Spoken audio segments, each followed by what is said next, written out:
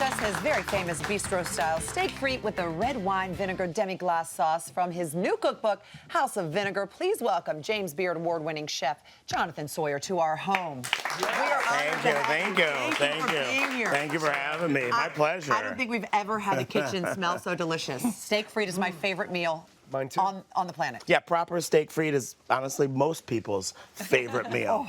But what we're going to talk about is this sort of steak frite with a red wine vinegar demi-glace butter sauce. And it's all about that demi-glace butter sauce. Everybody loves that sticky 3-day classic French sauce. But not everybody thinks 3 days in advance, like, I want a steak next Monday, so I'm going to start my sauce today. Exactly. You know? And that's hard to do for a busy family. 100%. And it's also about frugality. Like, who wants to buy bones, you know, just for buying bones' sake? When you can get a steak, like we're talking about here, a bistro cut of steak, save all of that trim if you're having somebody butcher it for you, or butcher it yourself, and that's the basis of the sauce. Okay, so we have our steak going over here. We absolutely do. And that's searing on one side. We'll flip it in a minute. What kind of cut is that? So this is a flat iron. So there's sort of two places that you want to buy steaks from if you're talking about traditional bistro steak. Either the belly cuts, so that's hanger, flank, skirt, etc., or shoulder, flat iron like we have here, clod, baseball, etc. Okay. Now, if you want to flex and you want to put another zero at the end of it, of course, get a ribeye if you want to, get a fillet if you want to, or a New York. You know, that's all. It's all to your lifestyle. What you want to do with that? What kind of meat you want to use? All right, but it doesn't really matter what kind of meat you have because this sauce is so good. It'll make this board right here taste delicious. So over here we have the red sauce going. Right. What do we add? So here we have as we're talking about the trim that we've saved, or our butchers saved for us, that we rendered out all of the fat from, and we started with red wine vinegar, and a little bit of water. We let that go for about an hour and a half, and then we add some aromatics while it's reducing. So a little bit of shallot. Yeah, low and slow. You know, if you can afford 3 hours, sure. Okay. You know, I think it just kind of depends on, you know, is it a Tuesday and do we got to just get this on the table before the kids start to pull my hair out, or is it Friday and we got time and we're gonna have a glass of wine before we do it? And with hair like that, you don't want them pulling. No. Definitely not. My goodness. Definitely not. There you go. My daughter and I have a hair competition who can get the longest hair. You're winning. Right?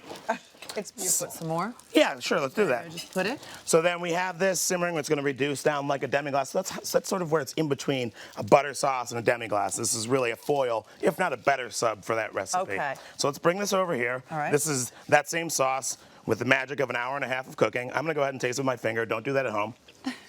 It's brilliantly balanced. Do you mind splashing just a little bit of vinegar in there for me? Just No, like I love your just vinegar. Because I'm looking at this, I thought it was like bourbon or something in this bottle. Yeah. Well, you know, we like, obviously, you eat with your eyes first. And whether it's vinegar you're buying in the store or it's something that's on the plate, gotta make sure it's presentable. Yeah, it's a really cool bottle. Okay, so now we So now we're gonna have butter in here. You know, you could triple this butter or quadruple it. Just kind of depends on where you are, where your cholesterol is, et cetera, et cetera. But one tablespoon is more than enough for what we're doing here. Unsalted butter? I actually prefer salted butter for everything except for pastry. I Me find too. that, you know, when you leave it in the fridge, it doesn't pick up any of those aromas that are sitting there. If it's above the fish or below the fish, that salt protects it a little bit more because butter is very porous. Yeah, I agree. Okay, so while So now we're talking about the steak. demi-glace sits, now we're going to flip our steak. Right. So on each side, how long do you think that guy So what I like to do, you get a smoking hot cast iron pan, right? As hot as you possibly can afford with your, with your kitchen. You let it go for 3 minutes, no matter how big the steak is, because that's going to give you that color that you want. Okay. All of that beef fat that we rendered out from our delicious trim and we saved on the side, we're going to go ahead and pour right in because beef fat with steak tastes great. Yeah, Jonathon. There we go. Woo. So then what we're going to do is we're going to turn it over while it's smoking hot and we're going to throw it right in the oven.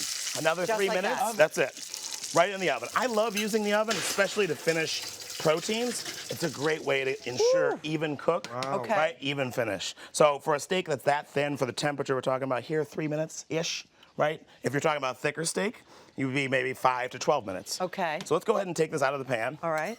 And then you really want to wait a bare minimum of 3 to 5 minutes. Right? Before you slice. Yes, because no matter what temperature you're looking for, if you don't wait that time, it's going to taste dry. It'll taste medium well, even if it looks rare, because this protein, you know, it's under a lot of intense pressure, right? Okay. And you allow it to rest. We allow it to marinate, I guess, tell a joke or two, and then it's time to slice.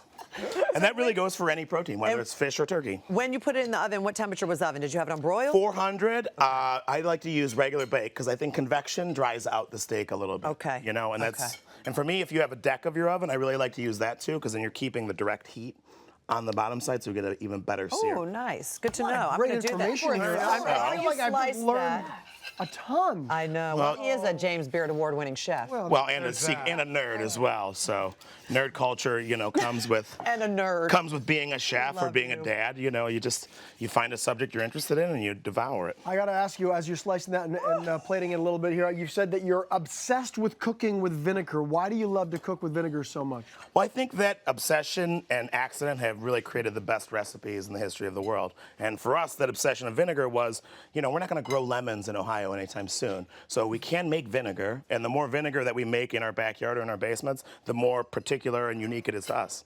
Not to beleaguer the fact that vinegar is also, it's like a megaphone for flavor, right? It's not just balancing salt, fat, acid, heat like everyone thinks about. It also it opens your palate and allows everything inside of your mouth to taste a little bit more. Well, That's true, and definitely it did right makes here. you salivate a little bit. Yeah. I mean, you Like get it, right? You get the True. vinegar. Well, a little vinegar bit. makes you salivate every Absolutely, I time. get just enough of it. Yeah, it's delicious. What else We get makes that- me salivate are those delicious pommes frites that you made. Oh, You have a yeah. very special way of making French fries. Ladies and gentlemen, I have to say, I've eaten a lot of French fries in my life. Yep. And I mean it when I say this is the best French fry I've ever eaten in my entire life on so this good. planet. Why? It's because of what you do. It's the process. The simpler the dishes, the more you have to think about process and sourcing. And these are a 3-day process when we do it at the restaurant. But in the 3 book, days. we also show you a quicker way to do it at home. Almost anything that's complex, we'll give you a shortcut. But the first day you cut and soak, pulling out all the starch. The second day you blanch and dry. And the drying part is what most chefs forget. Single layer, just like barbecue, you want to form a pellicle on the outside of it, very dry, so that way when you deep fry it on the third day, it doesn't taste soggy, but it tastes like crunchy potato filled with mashed potatoes. Right? That's what I always think Is about that is not like what's happening here? Yeah. This? The best French fry I've ever eaten. single layer. All right, I'm with you, Debbie. Best friend. Ever.